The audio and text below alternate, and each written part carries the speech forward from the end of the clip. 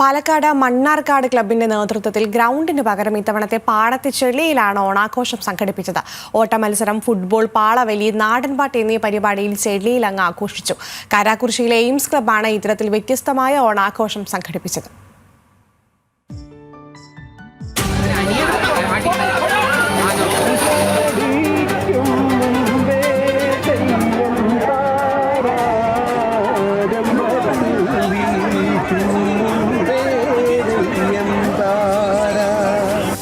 എന്നാൽ മാവേലി, അത്തം, പൂക്കളം, സദ്യ അങ്ങനെ ഒരുപാട് ഓർമ്മകളാണ് മലയാളികളുടെ മനസ്സിൽ. ആഘോഷങ്ങളും പുലിക്കളിയും മത്സരവുമൊക്കെയായി ഓണം അങ്ങനെ നീളും. എന്നാൽ മണ്ണാർക്കാട് കാരാക്കുറിശ്ശിയിൽ ഓണാഘോഷത്തിന്റെ ഭാഗമായി നടക്കുന്ന പരിപാടികളിൽ അല്പം വ്യത്യസ്തമാണ്.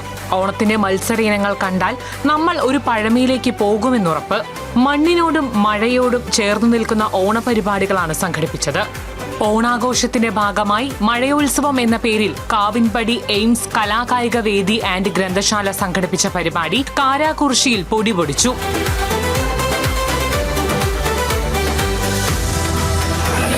എല്ലാ നാട്ടിലും ഓണം ഉണ്ടാവും, പക്ഷെ കാവമ്പടിക്കാരന്റെ ഓണം കുറച്ച് സ്പെഷ്യലാണ്. അതും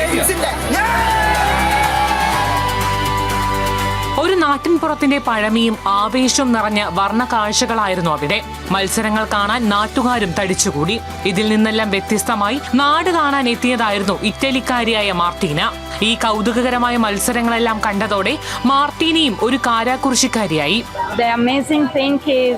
That you can see also adults and child play all together and be connected with nature. It's very nice to see all the village here and all the people that just play and stay together. It's a really nice feeling. So thank you for showing me that. ഓണക്കളികളുടെ ആവേശത്തിൽ മാർട്ടീനയും ചേർന്നതോടെ കാരാക്കുറിശ്ശിയിലെ ആഘോഷത്തിന്റെ ആവേശം ഇരട്ടിയായി.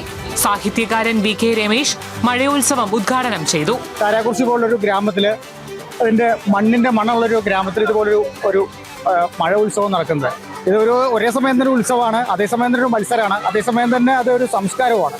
ഇങ്ങനെ ഒരു ഇതിൻ്റെ ഭാഗമായിട്ട് വരാനോ അതിൽ പങ്കെടുക്കാനോ കഴിയാന്ന് പറഞ്ഞാൽ തന്നെ വലിയൊരു ഇതാണ്. നാളെ ഇത് ഒരു വിപുലമായൊരു ഒരു പദ്ധതിയായി മാറുകയും പല സ്ഥലങ്ങളിൽ നിന്നും ആൾക്കാർ ഇതിനായിട്ട് വരുന്നൊരു വലിയൊരു കാലം കൂടി ഞാൻ സ്വപ്നം കാണുന്നുണ്ട്. പല സ്ഥലങ്ങളിലും ഇതിൻ്റെ ഒരു ആവർത്തനങ്ങൾ ഉണ്ടാവണമെന്നും എനിക്കൊരു സ്വപ്നമുണ്ട്. ന്യൂസ് മലയാളം, പാലക്കാട്.